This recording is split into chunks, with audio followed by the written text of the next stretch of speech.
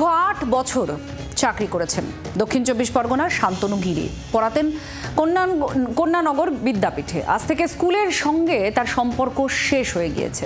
স্কুলের আরও ৩ জন আজ থেকে আর শিক্ষক রইলেন না। স্কুল থেকে ঘণ্টাখানেক দূরে বাড়ি শান্তনু গিরির।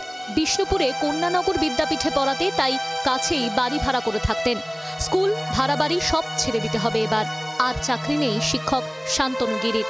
স্কুলে পড়াচ্ছিলেন, তখনই এলো খবরটা। কিছু ভাষা খুঁজে পাচ্ছি না। তখনই মনে করিনি যে এই যোগ্যতার বিচারে চাকরি যাবে না। কখনো ভেবে দেখিনি চাকরি যেতে পারে বলে, কারণ সেই কাজ কিছু করিও নি, জানি না। এর আগের ঠিক হাইকোর্টের অর্ডারটা পর্যন্ত যেইভাবে ছিলাম চাকরি যাবে, ওই ২৬,০০০ কি ২৫,৯৯৯ জনের চাকরি গেল। আমি মনে মনে ভাবতাম যে আমি তো কিছু জানি না, আমি কিছু করিনি, চাকরি আপনার প্রশ্নই ওঠে না। সেই হিসাবে হঠাৎ করে আকাশ থেকে পড়ার মতো ব্যাপার। শান্তনু বাবুর মতো ভেঙে পড়েছেন তার আরও ৩ সহকর্মী মল্লিকা মণ্ডল, নূর নিসার কাজী ও শেখ রুস্তম। কেউ বাড়ির একমাত্র রোজগেরে, কারো মাথায় ঋণের বোঝা। এবার কি হবে প্রশ্ন চাকরিহারাদের।